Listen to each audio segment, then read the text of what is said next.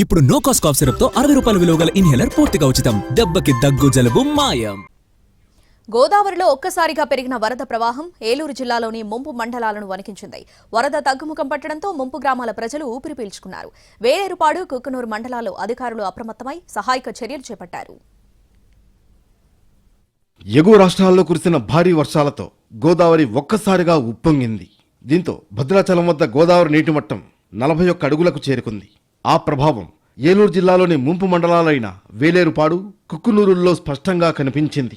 భద్రాచలం వద్ద మొదటి ప్రమాద హెచ్చరిక జారీ అవుతుందనే సమాచారంతో ఏలూరు జిల్లా యంత్రాంగం అప్రమత్తమైంది.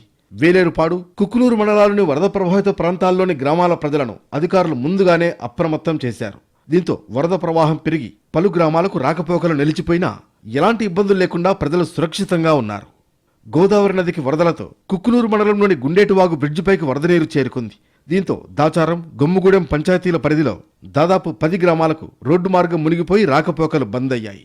వేలేరుపాడు మండలంలోని ఎడవల్లి గ్రామం వద్ద ఉన్న ఎద్దువాగు వంతెన పూర్తిగా వరద నీటిలో మునిగిపోయింది. దీంతో 15 ఏజెన్సీ గిరిజన గ్రామాలకు రాకపోకలు నిలిచిపోయాయి. అయితే 3 రోజుల కిందట వచ్చిన వరద ఆదివారం ఉదయానికి తగ్గుముఖం పట్టింది. అయినప్పటికీ రేపాక గొమ్ము గ్రామం ప్రజలను దాచారం R&R కాలనీలకు, వేలేరుపాడు గ్రామస్తులను శివకాశీపురం గ్రామంలోని ఆశ్రమ పాఠశాలలో ఏర్పాటు చేసిన పునరావాస కేంద్రాలకు తరలించారు. వారంతా వరద తగ్గడంతో ఇప్పుడు సొంత గ్రామాలకు చేరుకుంటున్నారు.